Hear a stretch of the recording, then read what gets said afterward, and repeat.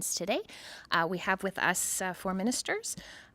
Eleanor Olszewski, the Minister of Emergency Management, Tim Hodgson, the Minister of Energy and Natural Resources, Mandy Galmasti, the Minister of Indigenous Services, and Julie DeBrusin, the Minister of Environment and Climate Change. I believe they all have a short statement, and then we will start to go back to questions. Thank you so much. Go ahead.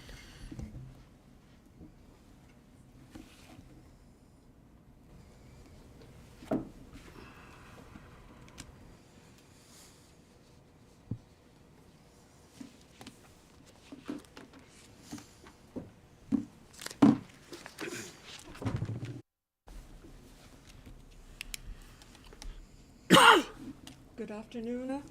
Bon après-midi tout le monde. As we've seen over the past weeks, wildfire season in Canada begins earlier and it accelerates more quickly than we've historically been used to. Wildfires are a real danger to communities across the country, and as we speak today, there are thousands of Canadians displaced from their homes due to fires. I want to take a moment to firstly acknowledge Sue and Richard Knoll, who unfortunately passed away after being trapped in a wildfire. I want to extend my deepest condolences to their families and friends. Wildfires, unfortunately, are becoming a part of our reality across the country. But the first step to combating a problem is to understand it, and today I'll be briefly talking about the wildfire season for 2025, informed by the best information that we have available. Les feux de forêt font malheureusement partie de notre réalité à travers tous les pays. Mais la première étape pour lutter contre un problème est de le comprendre. Aujourd'hui, nous allons vous présenter les prévisions pour la saison de feux de forêt 2025 basées sur les dernières informations disponibles. I'm joined today by my cabinet colleagues, Minister Hodgson, Minister DeBrusin, and Minister Galmasti, and they'll be sharing remarks. And I want to thank them in advance for their and their department's assistance in managing wildfires across the country. I want to say, too, that my heart is with the communities, families, and individuals affected by these wildfires. And please know that Canadians across the country are standing with you. I know you're scared, and you're facing fear, and you're facing uncertainty. And I want to assure you that our government will continue to do everything that we can to help.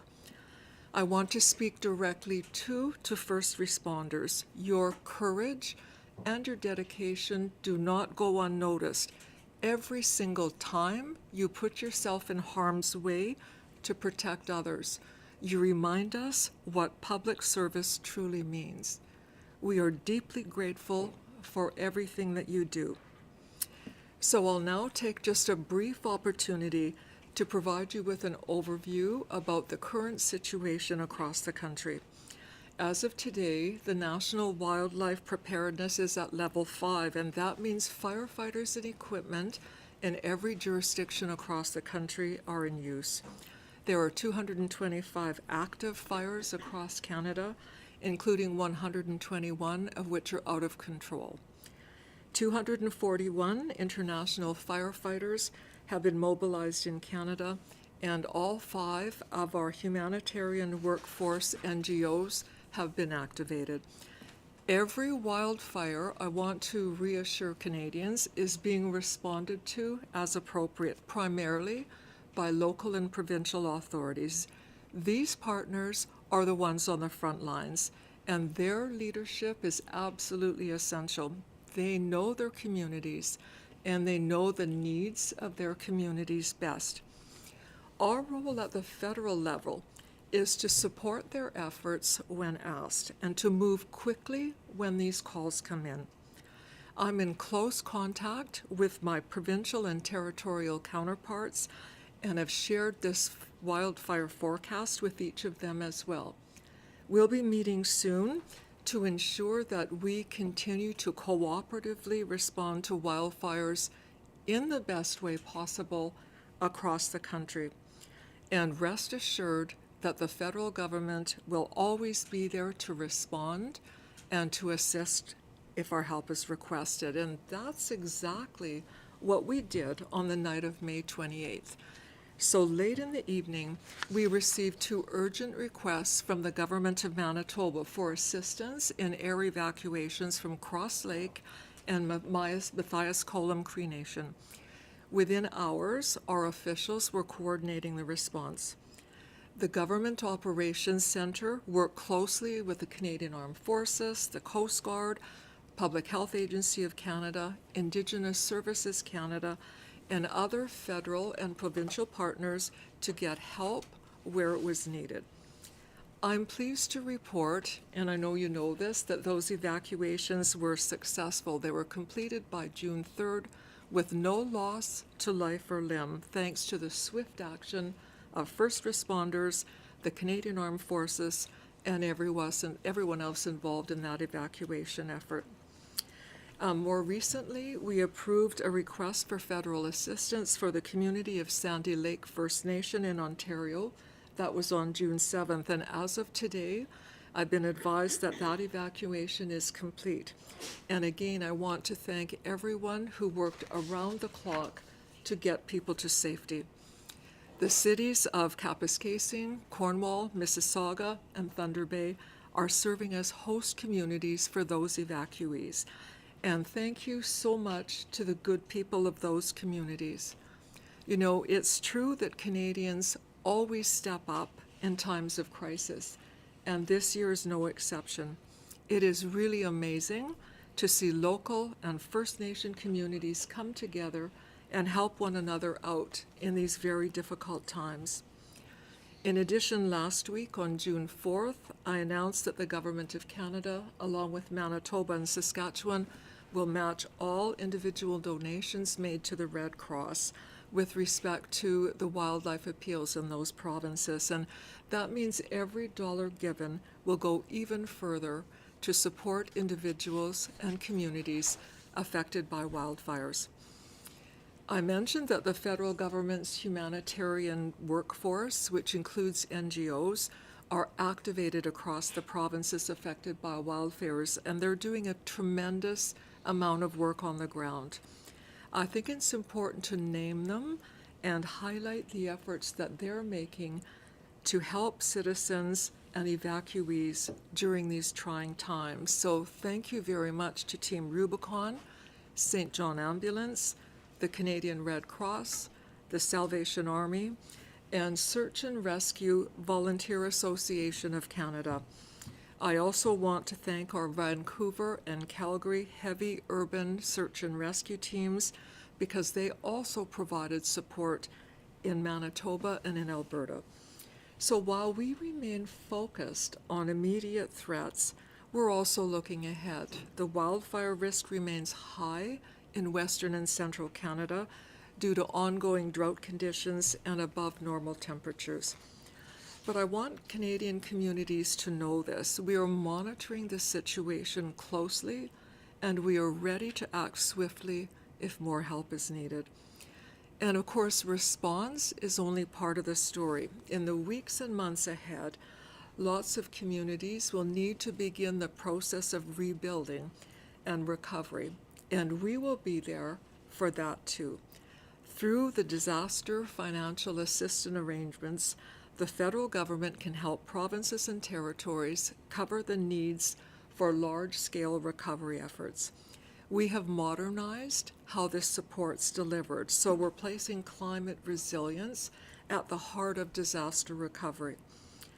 Recovery isn't enough either. We also need to be better prepared before disaster strikes, and that's why we're taking a fresh look at how Canada can strengthen its emergency resilience, and that means improving coordination, ensuring resources go to the right place when they're needed, and supporting long-term planning to help communities adapt to what is an ever-changing climate.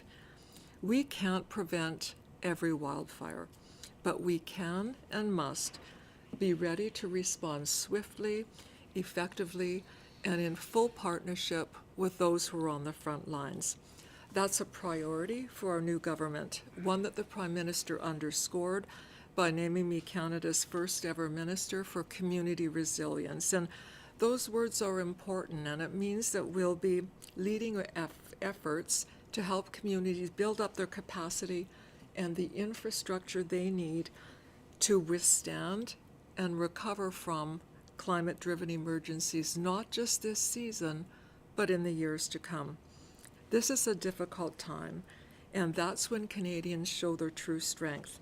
From volunteers pitching in at shelters to provinces and territories stepping up to help one another, our strength lies in our unity of purpose and in our solidarity. C'est une période difficile, mais c'est aussi dans ce moment-là qu'on voit la vraie force des Canadiens. Des bénévoles qui donnent un coup de main dans les refuges en passant par les provinces et les territoires qui s'entraident. Notre force, c'est notre solidarité. And Canadians should know this. Your federal government will always be there when needed. Thank you, merci.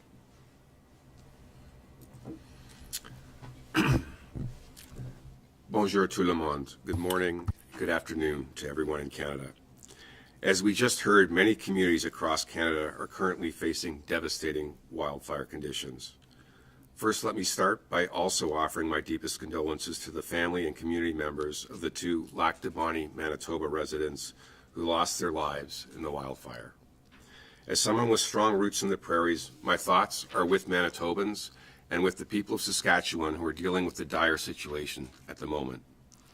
And as someone who is proud to live in Ontario now, my thoughts are also with the members of the Sandy Lake First Nation who have been evacuated from their homes this week. While the evacuations have been completed successfully, and in Saskatchewan, Premier Moe has confirmed that around 7,000 people in the region around Lac La Ronge will be allowed to return home starting today, it is very clear that this wildfire season is off to a very challenging start. More than 3.7 million hectares have been burned, and wildfire smoke is affecting air quality across the country. As we speak, firefighters, first responders, Canadian Armed Forces members, and volunteers are bravely serving Canadians, working tirelessly, often at great personal risk, to protect lives and property. That includes firefighters from the United States and Australia. To those that have come from far away to stand with Canadians and protect our communities, thank you. If a time comes where you need our support in return, we will be there.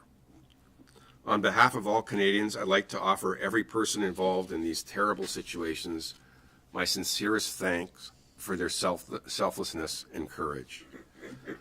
I stand before you as not only a minister, but also as a fellow Canadian concerned deeply for our forests, our communities, and our shared future. As someone with a background in business, not politics, I'm also concerned about the fiscal impacts of wildfires. 2024 was the costliest year in Canadian history for severe weather-related losses, including the wildfires in Jasper, with insured damages exceeding $8.5 billion.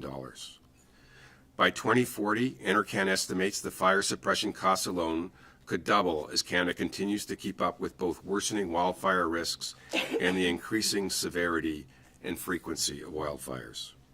It's important we arm ourselves with the best information and resources in order to efficiently and forcefully face this year's wildfire season, as well as those to come.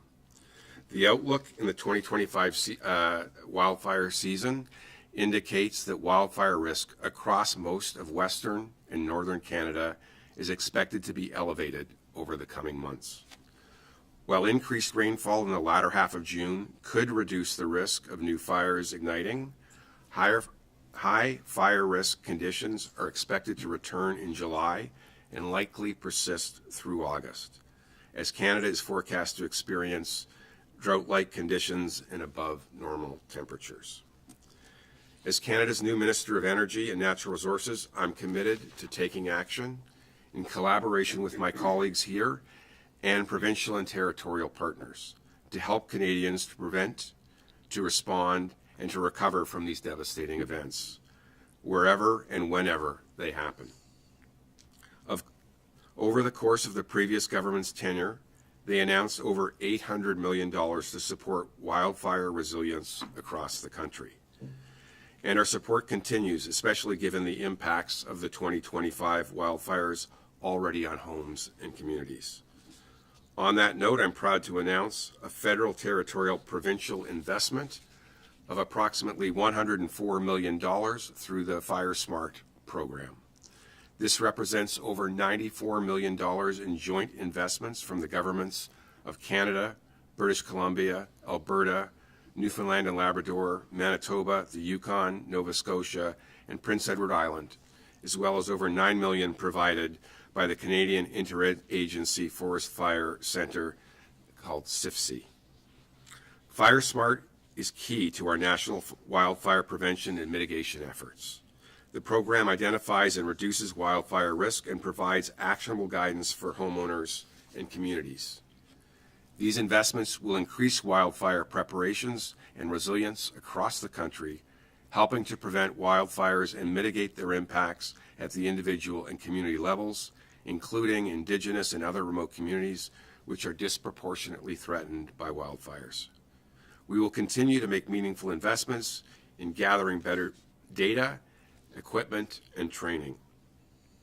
Our forests are at the heart of our way of life. They sustain biodiversity, support industries and livelihoods, store carbon, filter water, and hold deep cultural meaning for Indigenous communities. Canadians rightly expect us to protect this shared resource. That means constantly improving how we prepare for and respond to wildfires through smart investments, stronger science, and coordinated action. This is not the work of one government or one sector. It is a shared responsibility. So let's continue building momentum across all levels of government in conjunction with Indigenous leadership, industry, experts, and communities, and all Canadians. Let me leave you with this. Canadians elected us not to govern, but to protect. Not just to govern, but to protect. To be the shield when we face uncertainty and to a force that drives progress when challenges arise. Whether it's standing up to unjust tariffs that threaten our workers or confronting the wildfires that endanger our homes and landscapes, we are here with a steady hand and a clear purpose. We will meet these moments not with fear, but with resolve. Because protecting Canada means more than reacting, it means leading. And that's exactly what this government intends to do. Thank you very much. Merci. Silence maintenant. Bajagam say aguni medical masti aguni beg abchagna jiwi higan jijiab chistmo Canada de Bechaso. Good afternoon. Thank you for coming. My name is Mandy Galmasti. I am the Minister of Indigenous Services for Government of Canada. Nishtamge nui dan jibet manaji gun tagnot machon nui bajemat njid wajitska gun hadan yoga shatsada. I want to also say that I acknowledge the loss of life that occurred, and I want to offer my prayers and condolences for those families that are grieving their loved ones this season. Bonjour, merci tout le monde de venir. Hello, thank you for being here. We are faced with a wildfire season that has started and with fires that are out of control. This is taking place in a large swath of Canada, especially in the prairies, and all aspects of life are impacted by these incidents. I'd like to first and foremost underline the profound impact of the wildfires on families, individuals, infrastructure, and communities, and people who have lost their homes, who have been evacuated, and who are currently living in uncertainty and who are afraid. I would like to convey my most sincere condolences. 2 provinces have declared a state of emergency because of the wildfires, and in total, the wildfires have completely destroyed a landmass that's almost twice the landmass of PEI, 3.7 million hectares. The Government of Canada, as well as the governments of provinces and territories, as well as Indigenous nation governments and many organizations and emergency management service providers have been mobilized in this period. The fight against wildfires is and will remain a significant challenge. Climate crisis is a reality for all. Catastrophic wildfires are raging across the country, and First Nations communities are exposed in a disproportionate manner to the effects of these extreme events. In 2024, we had 411 emergency situations because of the wildfires impacting many communities. Today, we see that there are more than 30 Indigenous communities that have been evacuated, and this impacts almost 25,000 people who have had to leave their communities. This year, we are witnessing almost 50 Indigenous communities who are impacted by these fires. Many of these have been evacuated, and members of these First Nations communities are trying to save themselves and protect their loved ones. Some of these operations have been undertaken with the use of military aircraft, and my department's emergency management unit is working to help with these evacuations and help the evacuees. Supports all 4 pillars of emergency management: mitigation, preparedness, response, and recovery to assist First Nations in accessing proper and effective emergency management services with proper cultural supports for evacuees. The Emergency Management Assistance Program in my department reimburses First Nations as well as host communities, provinces, territories, and third-party emergency management providers 100% of eligible costs incurred during these evacuations. This can include things such as accommodations, meals, and essential items like baby formula. As of June 4 this year, more than $40.3 million has been provided through this program in advanced payments directly to support on-reserve and eligible communities impacted by these devastating wildfires. We are looking to ensure that we alleviate the immediate financial burden on First Nations and that we support them directly to ensure that on-reserve and eligible communities impacted by wildfires can meet the needs of their members. In addition, our department supports over 290 full-time or part-time emergency management coordinators in First Nations communities. I want to acknowledge their hard work and all of the situations that they have faced in these critical capacities.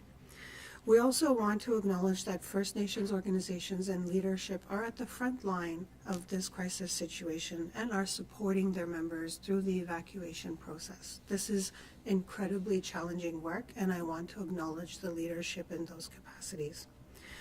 We know that First Nations organizations across the country have a very personal, deep connection to their land.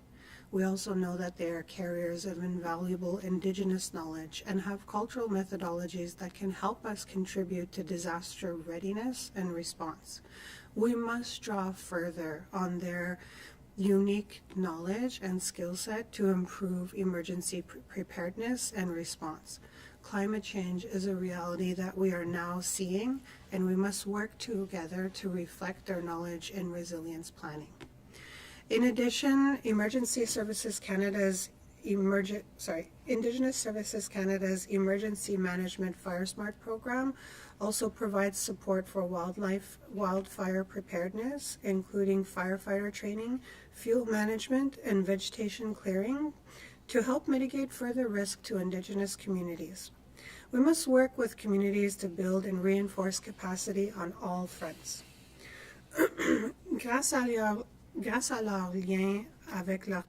Thanks to their connection with the land, First Nations communities contribute with their Indigenous knowledge and cultural knowledge in terms of preventing fires and other emergency situations. We have to take inspiration from these sources to improve our emergency management activities. We continue to work with First Nations as equal partners in a global approach to managing emergencies, and we also are determined to improve emergency management services and transfer the emergency management programs to our First Nations partners. Our department also collaborates in multilateral discussions with First Nations leadership, First Nations and provincial and territorial governments across Canada on the future emergency management service agreements that we want to bring in place. There has been significant progress, and we have been working towards developing multilateral emergency management agreements in various regions. These agreements can best ensure appropriate emergency management services are provided directly to First Nations communities and provides them also the self-determination in the decision-making process when they face these crisis situations. Je suis profondément reconnaissant à l'ensemble des premiers I am deeply grateful to the work done by first responders, workers who are supporting Indigenous communities, people working with these communities, trying to protect them, protect their lives in this crisis period.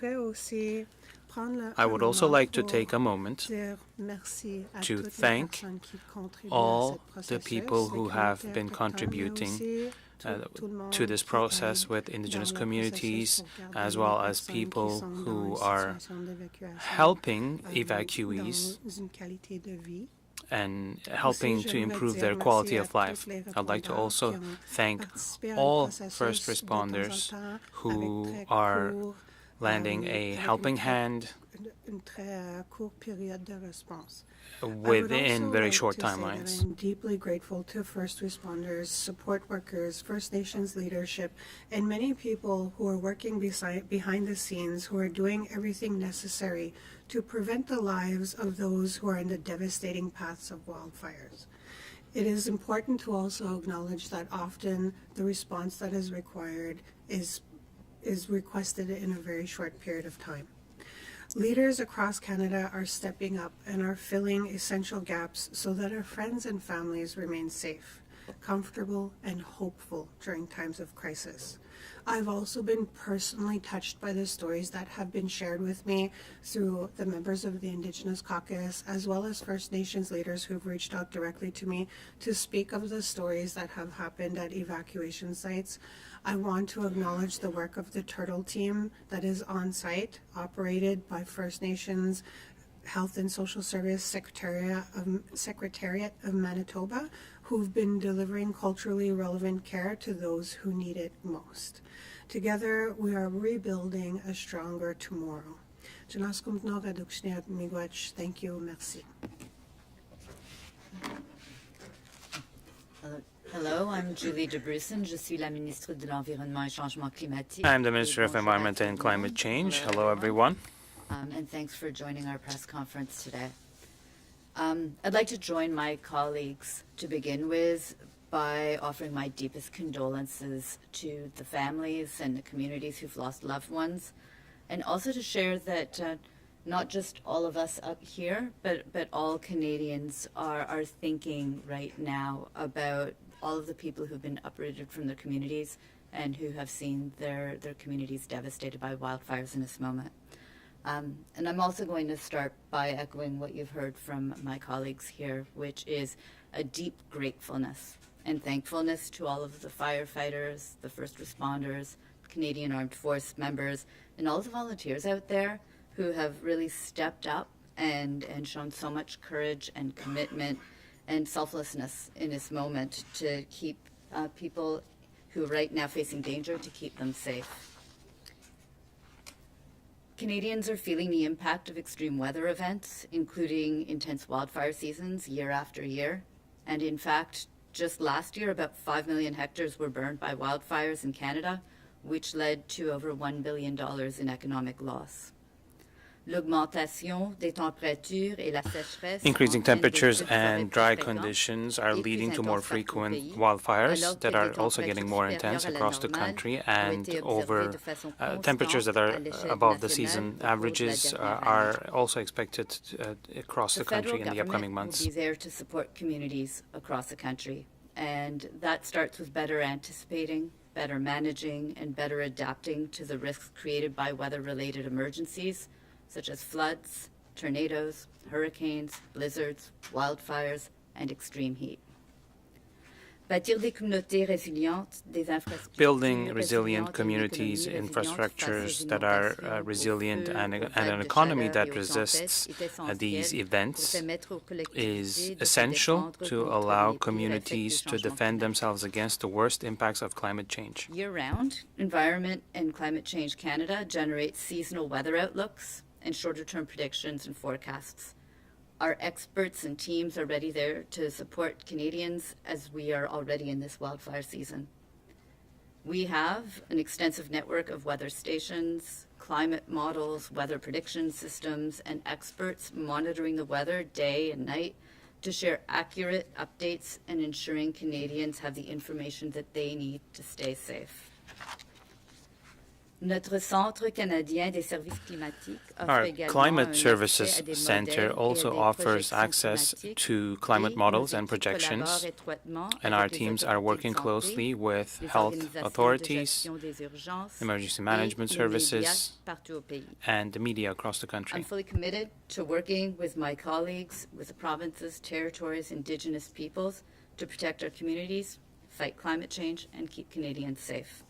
We're standing together. I hope you see that today with all of us here. The Canadians are all standing together, one for one, as we face into this wildfire season.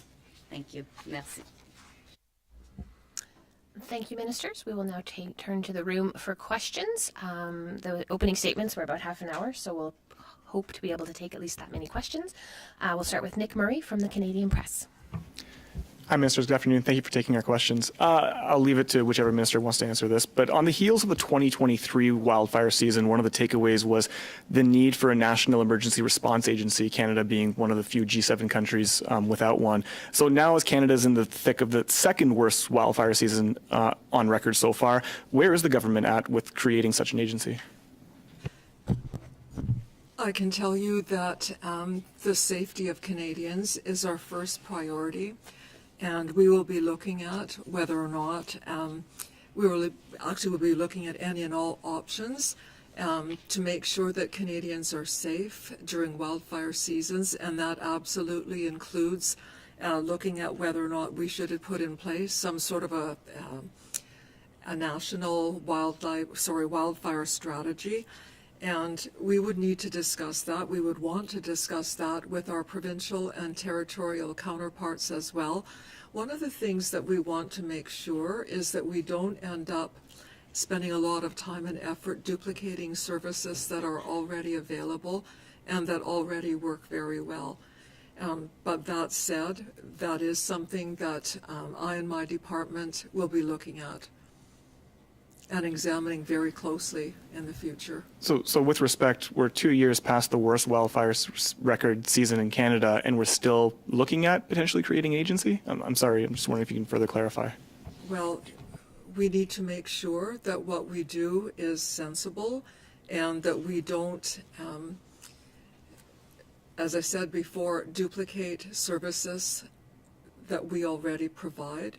And we need to make sure that we don't do things that are contrary to the things that are working very well at the present time.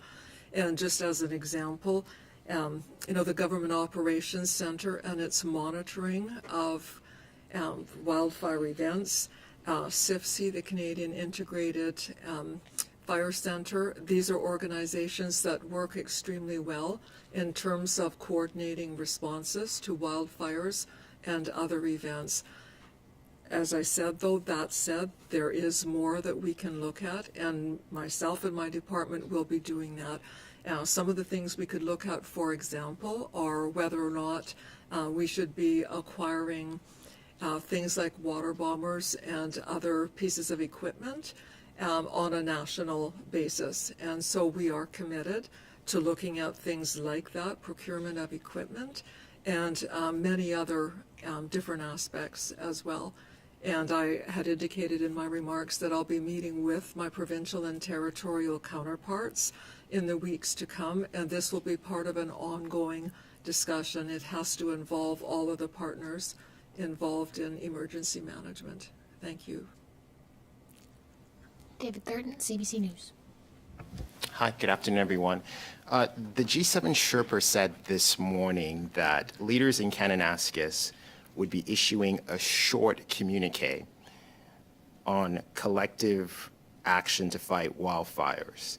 So I don't know which minister would answer this question, but what is Canada hoping to come out of those G7 talks when it comes to wildfires? What is Canada hoping to see in that communique?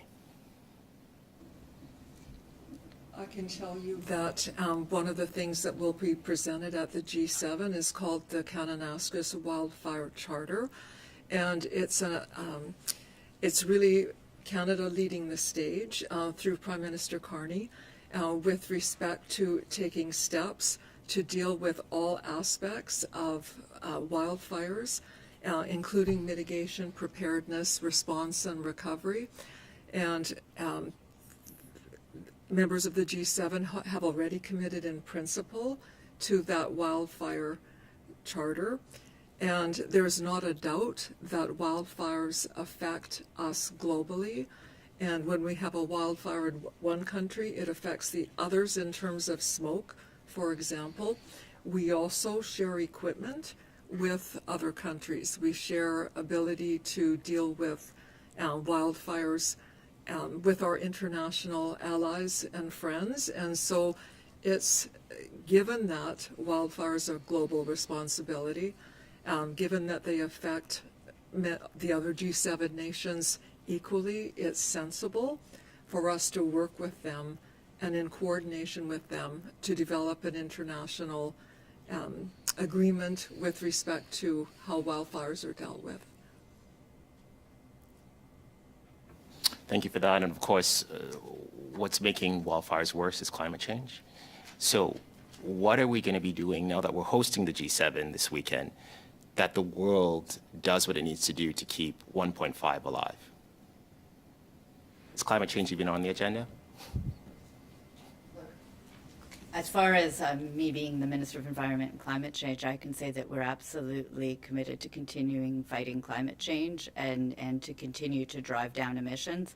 And there's a lot more work to do, but for the first time we see in Canada that our own emissions are going down and are decoupled from economic growth, which is a really big thing. So right now in this moment, our emissions are at the lowest they've been in almost 3 decades.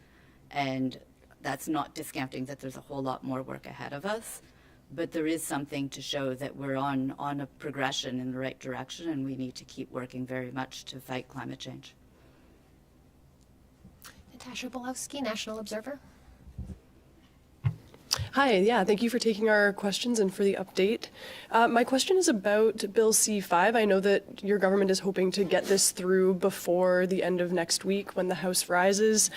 I mean, that just gives very little time to study it in committee, and it's obviously a very big bill affecting lots of different legislation. So, I mean, and also there's already been a lot of concerns raised by the AFN, other stakeholders, opposition parties. So for Mr. Hodgson or Mr. Brusen, I'm wondering, given all those concerns, are you worried that committees are not going to be able to adequately study this massive bill? Do you want me to? As the Prime Minister has said, we're in a very difficult situation right now. We have a trade war. We have a trade war that is affecting sector after sector after sector. Canadian jobs are at risk. Canadians' livelihoods are at risk, and quite frankly, the prosperity of the country is at risk. As the Prime Minister has said, we didn't ask for this trade war, but we need to deal with it. And to deal with it, as he has been very clear, we need to do things that we have not done in a long time. in time frames we have not done since the end of World War II. What we are doing is providing for debate. I spent 4 hours in the House last night in a committee of the whole. There is going to be the same sort of process in the Senate. It is important that we start moving, or we will find ourselves in an increasingly difficult situation from an economic perspective. Thank you. And have you had any well, not you specifically, has anyone on your team had any conversations with Andrew Scheer and the Conservatives to, gauge whether they would be willing to help you push this through? Where's that? I don't think it's appropriate to talk about the private conversations that are going on. I think what you should take away from the First Minister's meeting in Saskatoon is there is broad Canadian consensus that getting on with retooling and reworking our economy in the face of this trade war is incredibly important, and there's broad support for that. Fraser Needham, APTN. Yeah, I'm just going to follow up on that Bill 5 question. I understand that we're in a trade war, and Canadians, there's a consensus among Canadians that we need to move forward on certain things. However, there's not much of a consensus on the way the government's approaching this from First Nations. I don't think we've heard from any First Nations that are actually in support of you ramming this bill through the legislature. So are you going to actually meet with them before you pass this legislation, or are you just is it going to be business as usual and ram the bill through as you appear to be doing? So there have been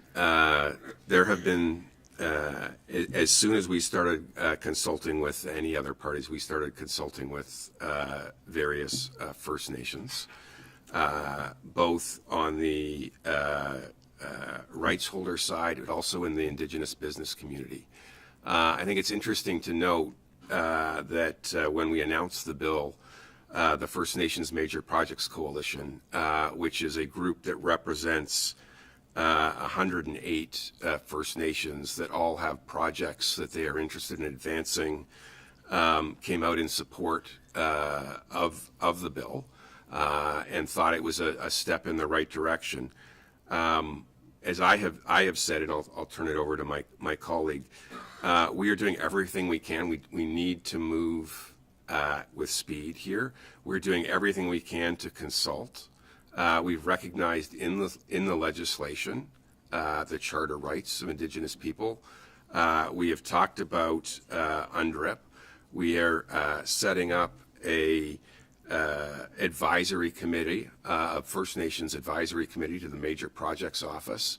I can tell you I've got multiple conversations going on with different rights holders and business leaders as part of my department's efforts to ensure that consultation is robust. And I'll give you just a little from my background in the former organizations that I was involved with. We built many projects with First Nations partnership, and what I found is when consultation works well, it doesn't slow projects down, it speeds projects up. And we saw that very clearly in my old role at Hydro One. So we're going to do everything we can to engage with First Nations, make sure they're part of this process, but we do need to move with speed. But I'll turn it over to you. Thank you. I also want to acknowledge that the work that's been carried out on the One Canada Economy Bill is critical. It's not just critical for the Canadian economy, it is something that is also critical for Indigenous people. The reason why I'm saying that is because I believe that this bill is, I want to say, a new process in making sure that Indigenous economy is also reflected in the Canadian economy. And that is probably a reality that I don't think is well understood. First Nations have microeconomies. Sometimes they're directly linked to just the community. Sometimes they're internation. And I believe that this bill allows for a process to have discussion on how that level of community can be integrated into a larger scale project. I do want to acknowledge that, yes, there was a consultation process that was sent by letter to many First Nations partners, communities, leadership. Unfortunately, simultaneously, the wildfire season started, and I have heard through discussion in the ministries and at multiple tables the intention to be sure that the appropriate time and steps are taken to give community opportunity to be part of that dialogue in a meaningful way. And in reading the bill and having discussion, the acknowledgement of Section 35 is so profound, and it is not defined because of the intention to co-define that process with partnership. And I think that this is something that is unique to the One Canada Economy Bill, is that we're not just inviting Indigenous partnership to the table, we're actually asking them, what is your process of consultation and how can we work with you in collaboration to carry out those steps? I also want to acknowledge that because there are many communities in a critical state of wildfire and evacuation, that time will be taken to have that dialogue. I know that it is the intention of the Prime Minister's office to sit down with First Nations leadership directly and to have that economic discussion and hear from them. Where is it that you want your nation to go in the future? How do you want to be a part of this process? And most importantly, how do you want to involve your community in that decision-making process? And I think that's the critical part of the bill, is to ensure that you are respecting what Section 35 says, what UNDRIP says, but you're having that meaningful dialogue right at the beginning, sitting down face to face. And I feel that the Prime Minister's approach of being the point of contact, having that conversation, that really sends a strong signal that it is partnership between First Nations leadership and the Government of Canada.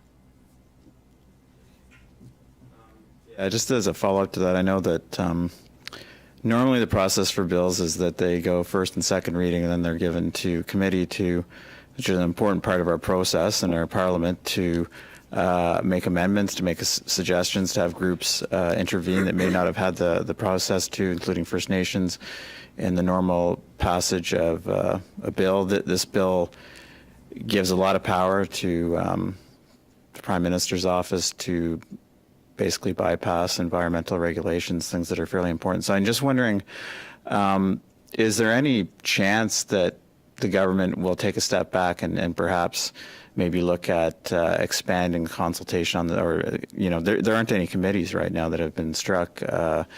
Leave this to the fall and leave some time for more feedback and seeing the summer. I mean, you'll be back in the House in the fall that you could have some serious discussion on this bill, which has not happened, and maybe move to pass it sometime in the fall. I think the Prime Minister has been clear. We are in a trade war. We need to move as quickly as possible. Canadians are losing their jobs today. We continue to see unjust tariffs put on different sectors over and over again. One of the key things about this bill is it will get projects moving. It will give us the opportunity to create employment for people who are now facing challenges. It will stimulate development in our economy as this trade war is hurting us across sector. And so we'll do everything we can from a consultation perspective, but the Prime Minister's been clear we need to move quickly given the unjust trade war that we're in right now. I'd also like to add on that the bill does take a new approach to project development.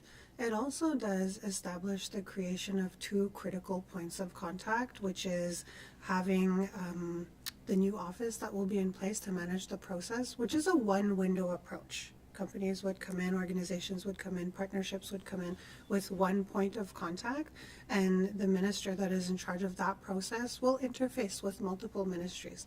It is to create more efficiency, it is to create effectiveness in the decision-making process, and it does not do away with impact assessment. It allows for better mechanisms in place to be responsive to the questions that are being asked. And it also provides the opportunity for Indigenous people to be a part of that assessment process. And I think that Indigenous peoples have enough traditional and hereditary knowledge of their territories that they are probably the strongest voice for concern or defense of protecting an area. And the Prime Minister has been clear. These projects will be selected if the communities wish to participate. So I think there are multiple points where if First Nations or other groups feel that they want to bring forward their concerns, that those mechanisms, albeit new, a new process, will still be in place. Catherine, Can I just add a comment as well? It's my understanding that once a project becomes a national project, there's another opportunity for consultation on a project-by-project basis. So there's the initial round of consultations with respect to whether or not a project meets the criteria. And then there's an opportunity for another set of consultations for a particular project. So, you know, I just did want to make that clear that there are two opportunities. Catherine Levick, National Post. Thank you, Mia. Sorry, just continuing on C5 for Minister Hodgson. I understand the Prime Minister has said it can't wait, it has to pass as soon as possible, but realistically, what would be the effect of waiting 3 or 4 months for C5 to pass? What would happen in the grand scheme of things? You should ask that to all the auto workers who are losing their jobs, to all the aluminum workers who are losing their jobs, to all the steel workers who are losing their jobs, to all the forestry products people in small towns across the country who are losing their jobs. Every day our economy is being attacked. Every day we are losing jobs. We need to fight for those people. We need to move. I also want to just say today's conversation is really about the wildfires. I know that we've answered a few questions on that important subject, but I want to really stress that there are people living in a crisis situation, over 25,000 people who are affected, First Nations and non-Indigenous, and I would really like to be able to provide information on those subjects today. Absolutely, but we're the ones asking the questions, and respectfully, you've spoken for 30 minutes on this subject, which is extremely important, I will assure you. But I also had another question just on nuclear, also an important subject. The Atomic Energy of Canada just announced this morning that the Canadian nuclear laboratories would be managed by a new entity as of September. It's called Nuclear Laboratories Partners of Canada, but it's pretty much Canadian in name only. All of the partners are either based in the U.S. or owned by U.S. companies. So I just was wondering, Minister Hodgson, if the government is comfortable with our nuclear laboratories being managed by an American-owned venture, and if you had any power about that. So the process to select the entity that will oversee the management of these various facilities was an independent process run by AECL. The consortium that was picked to do that, it's an $800 million contract that will last for about 6 years. It covers 4,000 employees. The management of those 4,000 employees. Every one of those employees is in Canada. 95% of the money that is spent will be spent in Canada. Canada welcomes companies from all jurisdictions to come here and work. This is money that will be spent in Canada with overseeing Canadian jobs at Canadian facilities. Okay, we will move online for questions. At the moment, I see one hand raised, but if you are online and want to ask a question, please use the raised hand function. We'll go to Laura Osman from The Logic. Hi, Ministers. Thanks for taking our questions. My question is also about Bill C-5 for Minister Hodgson. I just was hoping you could perhaps unpack how a pipeline may qualify for this sort of nation-building status, given that there are no current proponents. Is there a path for a pipeline to be among some of these first projects that will be announced? So what was agreed in Saskatoon between the Prime Minister and the 13 premiers is a set of criteria for projects of national interest. There are 5 criteria. I won't necessarily go through them in this answer, but they're clearly laid out in the press release and in the bill itself. What was agreed was any projects that come forward will be assessed against that criteria. For a project to come forward, it is going to need to, as I call it, bubble up from consultations between federal and provincial governments, Indigenous peoples, because they'll often affect Indigenous communities, and proponents. We will not be evaluating hypothetical projects. We will be evaluating real projects with real proponents. I will highlight the third criteria was a high probability of success. I think it's pretty clear to say that for a project to be successful, it is going to need a private sector proponent who is interested in putting the money to work. Thank you.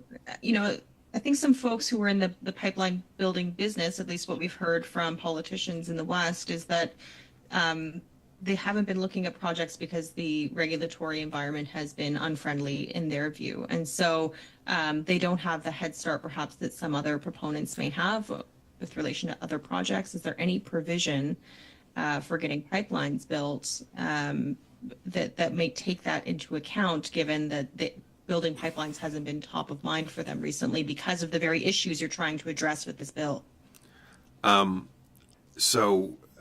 We've had consultations with many different private sector potential proponents.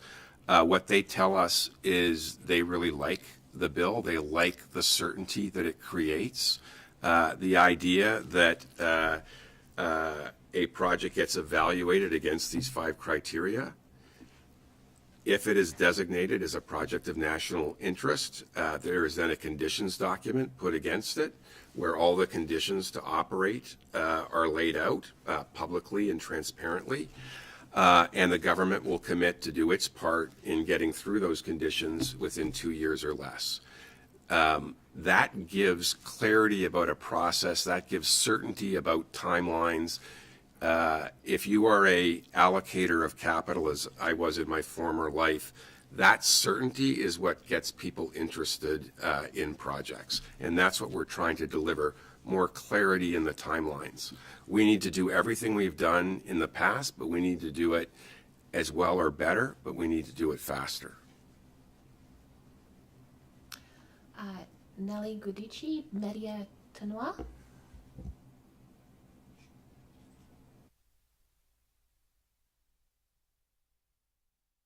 Hello, do you hear me well? Yes, go ahead. Thank you. So it was said the West and the North is at risk for this fire season. So I would like to know what has been done so far with the Yukon and Northwest government and the Yukon and Northwest Indigenous government to make sure the emergency response will be effective and successful in case of an evacuation over the summer. Okay, thank you. I just want to acknowledge that this is really a critical time in Canada. There are people that are in an emergency situation, sometimes having to leave their homes with very little, suddenly, late in the evening, early in the morning, children that are, leaving their beds, sometimes leaving with or without their pets, families that are, trying to make sure that they're meeting up in a coordination point of evacuation. There are so many challenges, and just giving the time and respect to what people are going through is really, for me as a minister, my first criteria in how we respond to people. I went through a period of being a leader during the last fire season, which was devastating to my nation. And I want to acknowledge those people that are really just in a space of uncertainty, and how traumatizing that can be and how hard that can be for families, for mental health, and for trying to respond to that situation. And I want to be clear that it is the intention of my ministry, as well as other ministries, to really respond to that. That's really important and critical. In terms of looking at the places that are not in a state of emergency, or provinces that haven't declared a state of emergency, I have already been having active dialogue with Indigenous groups, with leadership from those places. So we have been reaching out to Alberta. We've been even reaching out to leadership in Saskatchewan. I had a meeting with the Northwest Territories last week. We were able to have dialogue on these issues, although they are not in a state of emergency. We're also having, this preemptive discussion to prepare if it comes to that situation. And I think that's the important part of relationship when you're trying to respond to humans that are in a state of crisis and their lives are impacted by wildfire.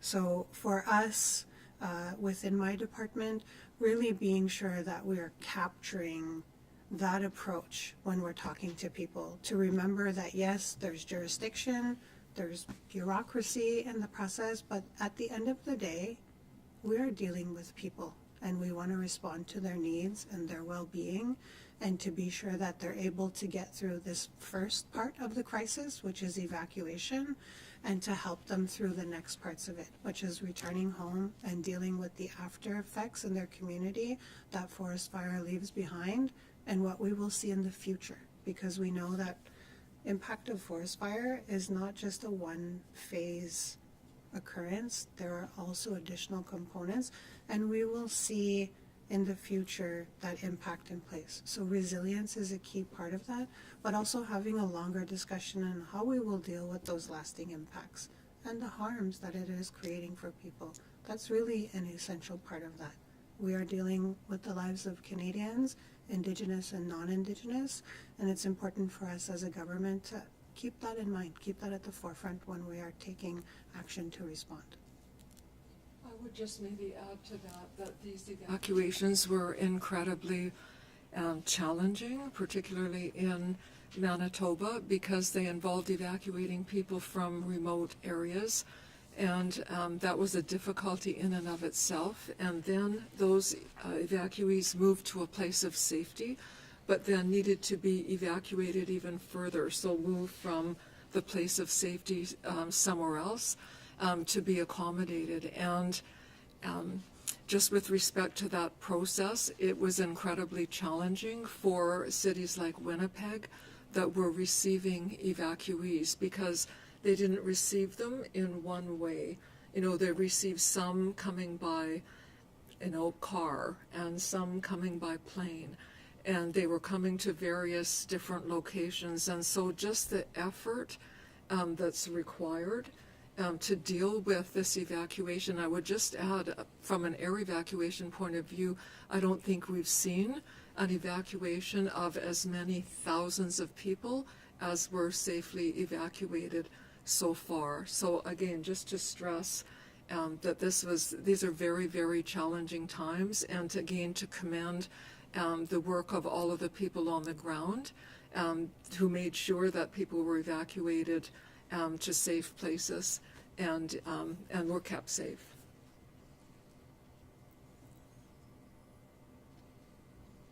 Nellie, did you have a follow-up question? No, I don't have any follow-up question. Thank you so much for your response. Okay, that's all the time we have for questions today. I'd like to thank the ministers for joining us. Everyone have a great afternoon.